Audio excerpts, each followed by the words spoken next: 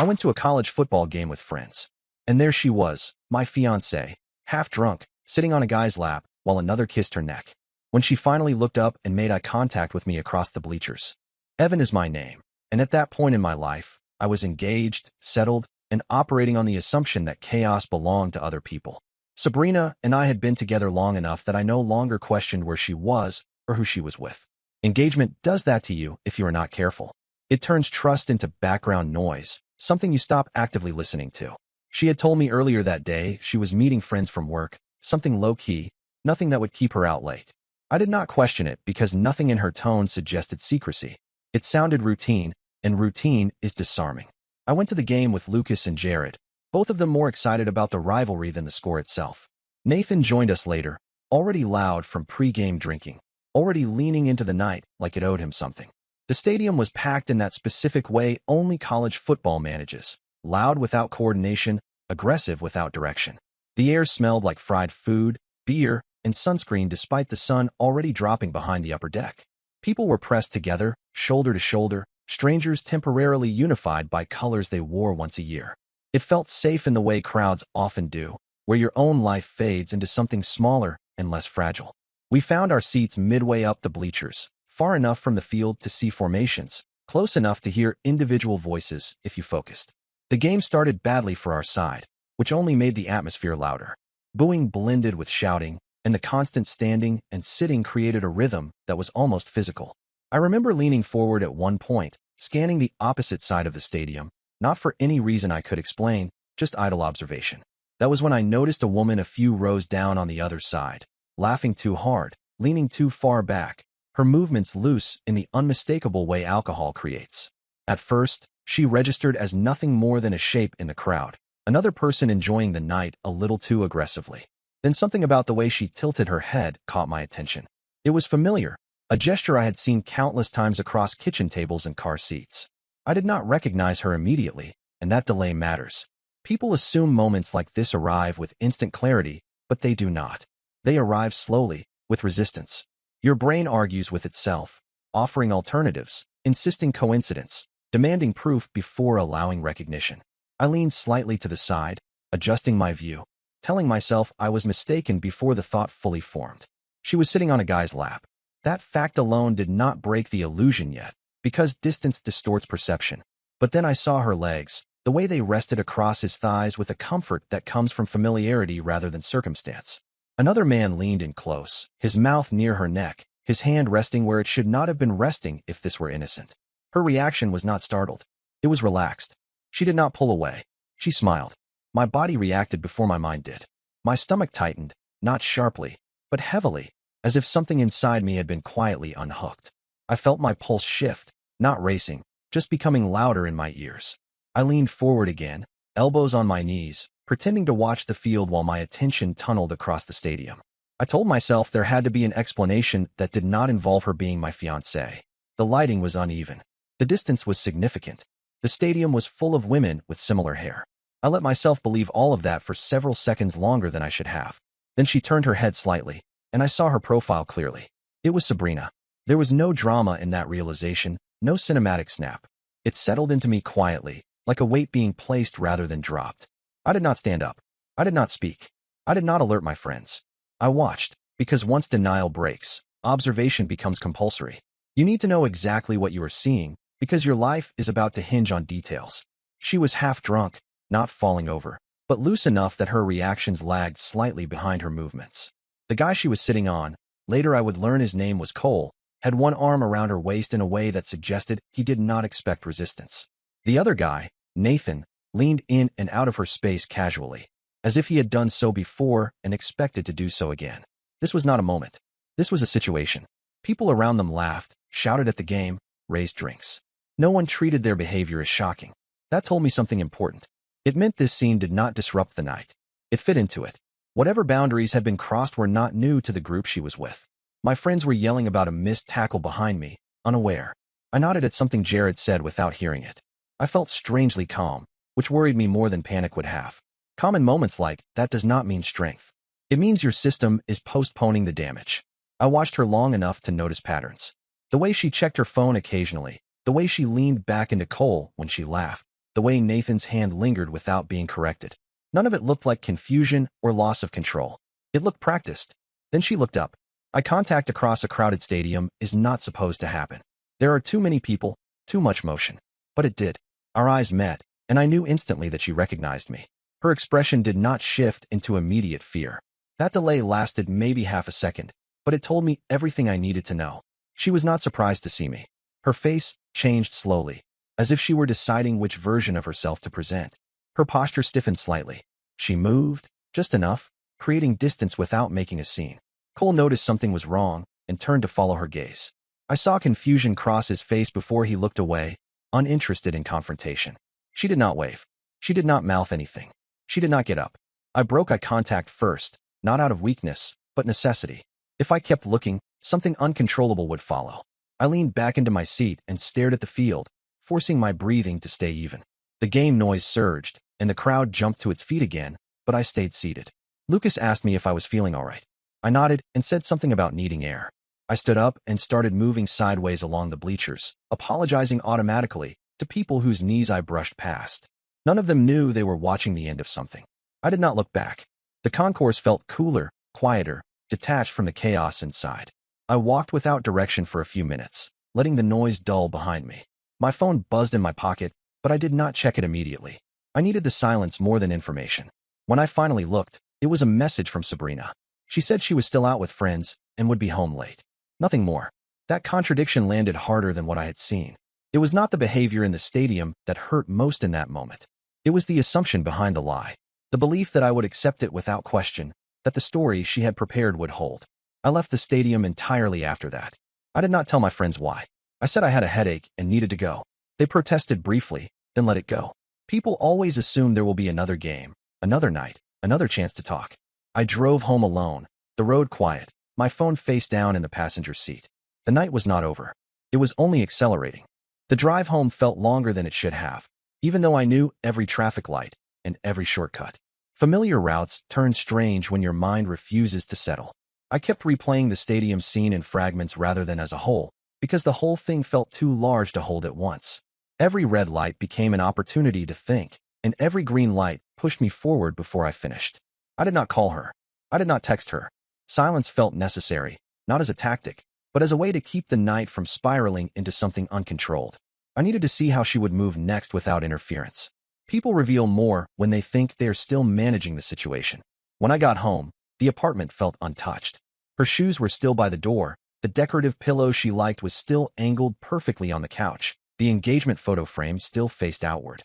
There was no sign of disruption, which somehow made everything worse. The absence of chaos suggested confidence.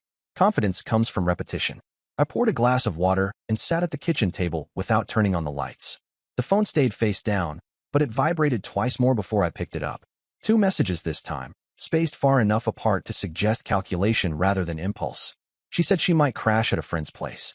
She added a casual apology for not checking in earlier.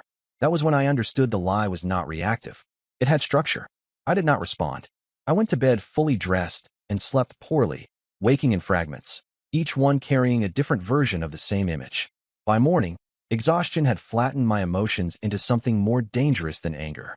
It gave me clarity without comfort. She came home late the next morning, quiet enough that I might not have noticed if I had been asleep. I was already awake, sitting on the couch with coffee that had gone cold. When she stepped into the room, she froze for half a second before smoothing her expression. That hesitation was small, but it mattered. She started talking immediately, filling the space with explanation before I asked for any. She said she drank more than planned, said things got loud, said she lost track of time. Her voice was steady, but her movements were not.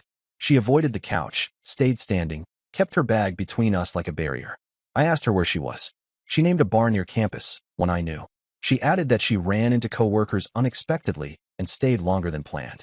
It was a plausible story, which made it worse. Plausible stories are designed to be accepted, not questioned. I asked her if she went to the game. She paused just long enough to register. Then she said no. That single word did more damage than anything else. It confirmed that the lie had layers, and that she had already decided which version of reality I was allowed to see. I did not challenge her immediately. I let the moment stretch, watching how she handled the silence. She filled it with small details that did not connect, times that overlapped incorrectly, names she rarely mentioned. justifications that sounded practiced rather than recalled. When people lie, they often overcorrect, adding texture where simplicity would be safer. I told her I had gone to the game. She nodded, as if this were new information, as if she had not already seen me across the stadium. Her expression stayed neutral, but her shoulders tightened slightly. That was the second confirmation of the night. She knew exactly what I had seen, and she was choosing to pretend otherwise. I let the conversation end without resolution. I told her I needed to get to work. She did not stop me.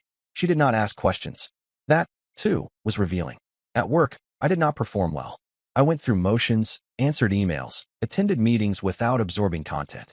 During lunch, Lucas texted me, asking why I left the game early. I told him I was feeling off. He replied with a joke and then added something that shifted the day again. He said he thought he saw Sabrina there too, but assumed he was mistaken. That told me my perception had not been isolated. I asked him where he saw her. He described the section, the people around her, the way she was sitting. His description matched mine exactly, without prompting. I thanked him and ended the conversation. By the time I left work, the situation had evolved from personal betrayal into something wider.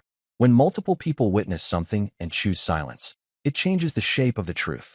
It becomes communal, whether you want it to or not. That evening, she tried a different approach. She acted normal. She cooked dinner. She asked about my day. She touched my arm casually, as if the gesture itself could reset the timeline. Normalcy is often the final tool people reach for when lies begin to strain. I let her talk. I let her pretend. I watched how she moved through the space, what she avoided, what she checked on instinct. Her phone stayed face down. Notifications were silenced. Patterns emerge quickly when you start looking for them. Later that night, she went to shower. Her phone buzzed on the counter. I did not pick it up. I did not need to. The screen lit up just enough for the name to be visible.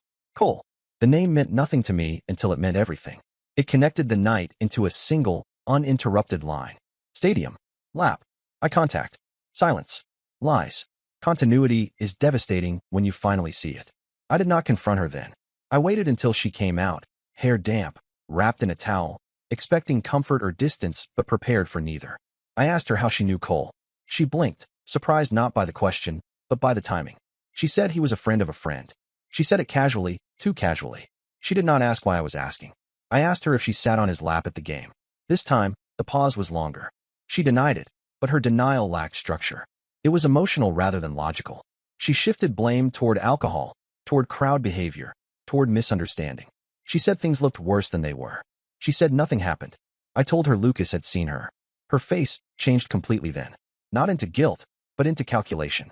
She asked what he thought he saw. That phrasing was intentional. It framed the issue as perception rather than action. I ended the conversation after that. Not with finality, but with distance. I told her I needed space to think. She agreed too quickly. That night, I slept on the couch. Sometime around midnight, my phone rang. It was her mother. She did not ask how I was. She asked what I thought I saw. That was the moment the situation crossed into something irreversible. Families do not intervene unless the damage is already spreading. Her mother spoke carefully, choosing words that suggested concern while carrying pressure underneath. She said misunderstandings happen. She said stress affects behavior. She said weddings amplify everything. She asked me not to make decisions while emotional. I listened without responding, then ended the call politely. When I hung up, I understood that the story had already been shared selectively. Whatever version Sabrina told them positioned me as reactive, not wronged. The next day, things moved faster.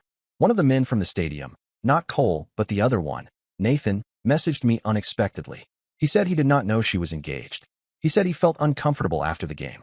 He said he wanted no part in whatever situation this had become. His message contradicted hers entirely. I did not reply immediately. I read it several times, noticing the absence of excuses and the presence of boundaries. He was removing himself, which suggested he believed consequences were coming. By that afternoon, the engagement no longer felt intact. It felt like a contract that had already been breached, only not formally acknowledged yet. I stopped paying shared expenses that day, not as punishment, but as alignment. I was no longer willing to support a structure that pretended stability. She noticed quickly. She asked why certain payments failed. She asked if something was wrong with the account. She asked questions that assumed temporary disruption rather than permanent shift. I told her we would talk later. The shift happened quietly at first, the way real collapses usually do. There was no dramatic announcement, no single moment where everything broke at once. Instead, small systems stopped cooperating. Payments failed. Schedules unraveled. People stopped responding the way they used to. Stability does not disappear loudly. It erodes. The first sign came from the leasing office. I received an automated email explaining that the upcoming rent payment had not processed. The wording was neutral, procedural, almost polite. I had already moved my portion of the funds into a separate account earlier that morning. It was not a threat or a message. It was alignment. I was no longer willing to financially reinforce a shared future that no longer existed in practice. She noticed before I mentioned it. She asked if something was wrong with the bank. She asked if I had changed passwords. She framed the issue as technical because technical problems can be fixed quickly. Emotional ones cannot. I told her the account was working fine. I did not add anything else. Her tone changed after that. Not aggressive, but alert. She started asking questions that circled the same point without landing on it. She wanted to know what I had heard, who I had talked to, what I thought I knew. People do not ask those questions unless they are trying to measure damage rather than seek understanding. That evening, her phone never left her hand. She stepped into other rooms to answer messages. She lowered her voice when she thought I was distracted. She stopped leaving the apartment without an explanation. Control tightened in subtle ways, the kind you only notice when you stop participating in the performance. The next message came from someone I did not expect. Lucas sent a screenshot without commentary. It was a group message thread from someone else's phone, forwarded to him by accident, and then immediately deleted. Except deletion does not erase what has already been seen. The messages were not explicit, but they were clear. Plans referenced nights out, rides arranged in advance, inside jokes tied to places I recognized. The football game was mentioned casually, as if it had been just another stop in an ongoing routine. There was no shock in the conversation, no hesitation, only logistics. I did not forward the screenshot to anyone. I did not show it to her. I sat with it long enough to notice something else. A name I recognized from her social circle reacted to the messages with approval. That meant the behavior had witnesses who were not only aware, but comfortable. When shared secrets reach that point, they are no longer secrets. They are systems. The next morning, she left early without saying goodbye. That absence felt intentional. Distance can be a strategy when proximity stops being useful. I used the quiet to box my personal documents, electronics, and anything irreplaceable. I did not pack clothes. I did not make a show of it. I prepared. By midday, messages started circulating without my involvement. Someone posted a photo from the game, not of her specifically, but of the section where she had been sitting. Comments underneath referenced behavior without naming it. Questions appeared. Assumptions followed. Online conversations are not gentle. They do not wait for context or permission. Her phone began to ring more frequently. She ignored most of the calls. When she did answer, she stepped outside. Her posture changed when she spoke, shoulders tight, voice controlled. She was no longer managing one narrative. She was managing several, and they were beginning to contradict each other.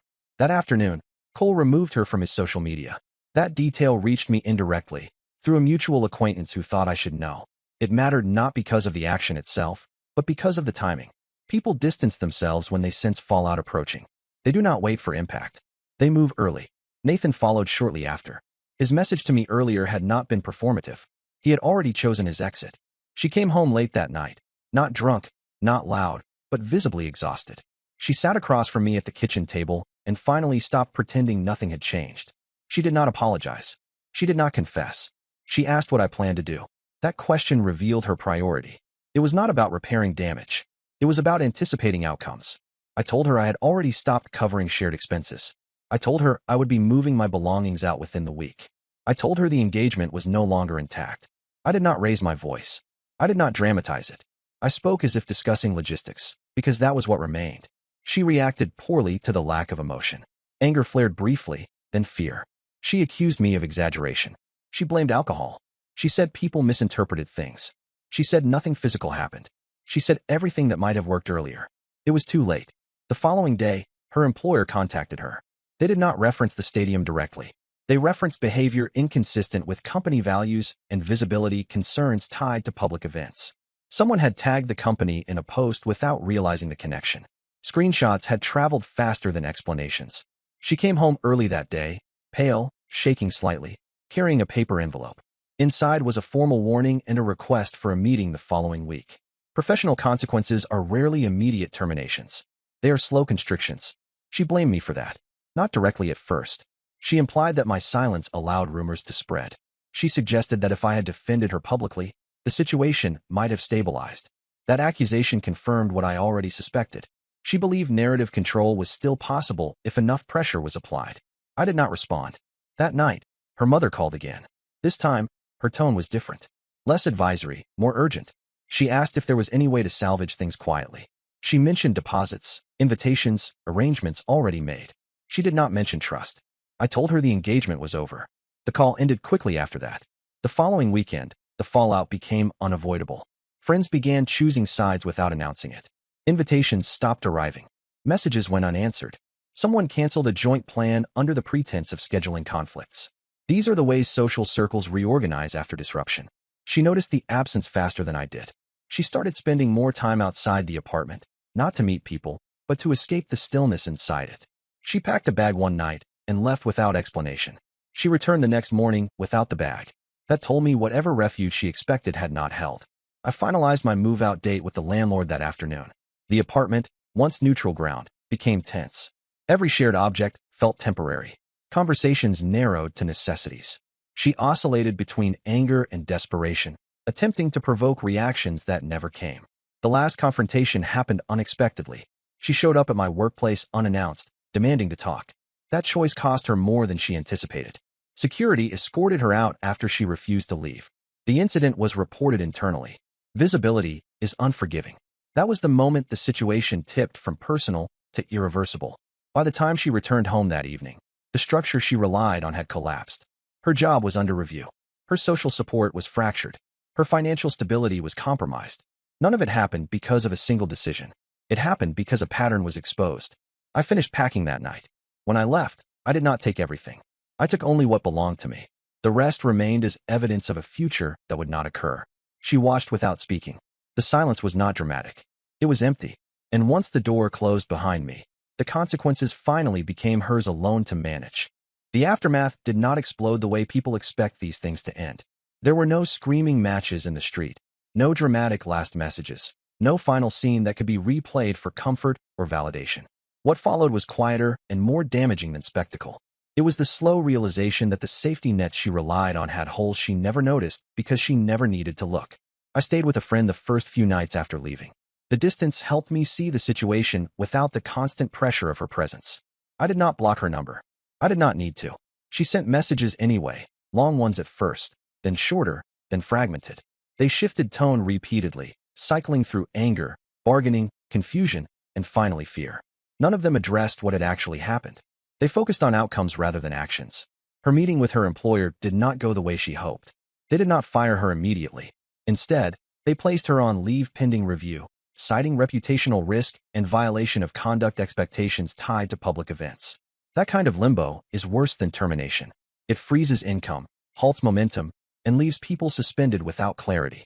She told me this during one of the few conversations we had left, her voice tight, her words carefully chosen. She asked if I would talk to someone on her behalf. I said no. That answer landed harder than anything else I had set up to that point.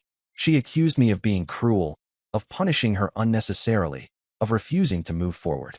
What she meant was that I refused to absorb the consequences meant for her. For the first time, the damage was not being redirected or softened. Her parents attempted one last intervention. They invited me to meet, framing it as closure. I agreed, not out of obligation, but because unfinished conversations tend to linger if you avoid them. We sat across from each other in a quiet restaurant where nothing important was said loudly. They apologized without specifics. They acknowledged mistakes without naming them. They asked if there was any chance the engagement could be paused rather than ended. I told them the truth, that the issue was not the night at the stadium alone, but the system of behavior it revealed. That trust does not break in a single moment, but through repeated choices made without regard for impact. That I could not move forward with someone who believed consequences were negotiable. They did not argue. When I left that meeting, I felt lighter than I had in weeks. Not relieved, but unburdened. There is a difference. The engagement was formally dissolved shortly after. Deposits were forfeited. Vendors were notified. Invitations were canceled without explanation. People filled in the blanks themselves. Stories circulate whether you participate or not. I chose not to. Her living situation deteriorated quickly. Without my contribution, she struggled to maintain the apartment. The landlord issued notices. She tried to negotiate, but stability requires consistency, and hers had already fractured. She moved out within 2 months, downsizing abruptly. The people she leaned on during the stadium nights were nowhere to be found when responsibility arrived. Her job eventually terminated her contract. The decision cited accumulated concerns rather than a single incident. That wording mattered. It meant this was not framed as a misunderstanding, but as a pattern. She contested it briefly, then stopped responding to emails. Momentum works both ways.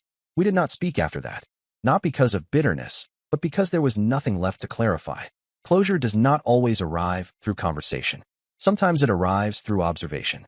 I saw her once more by chance several months later. She looked different, not physically, but structurally. The confidence she once carried effortlessly had been replaced by caution. She noticed me at the same time I noticed her. There was no attempt to approach, no apology offered, no accusation made. Just recognition. I nodded. She nodded back. That was enough. People often expect stories like this to end with satisfaction, with a sense of victory or justice neatly packaged. That did not happen. What happened instead was alignment. My life continued without the constant tension of second-guessing reality. Her life continued with consequences that reflected choices she once assumed would remain private. Friends adjusted. Some drifted away. Others stayed. Patterns clarified themselves over time. I learned which silences were protective and which were complicit. That knowledge reshaped how I moved forward. The college football season ended. Another began. Stadiums filled again with noise, routine, and assumptions of safety. I attended one game the following year, seated in a different section, surrounded by different people. The crowd looked the same. The experience did not. Trust, I learned, is not a feeling. It is a structure built through consistent behavior, reinforced by accountability, and maintained by respect for consequences. When any of those fail, the structure does not collapse immediately. It weakens quietly until weight is applied. That night at the stadium was not the beginning of the end. It was the moment the truth became visible. And once seen, it could not be unseen. High rep workouts, whether that be called Pilates or whether that be called bar or any other type of sculpting, whatever toning workouts.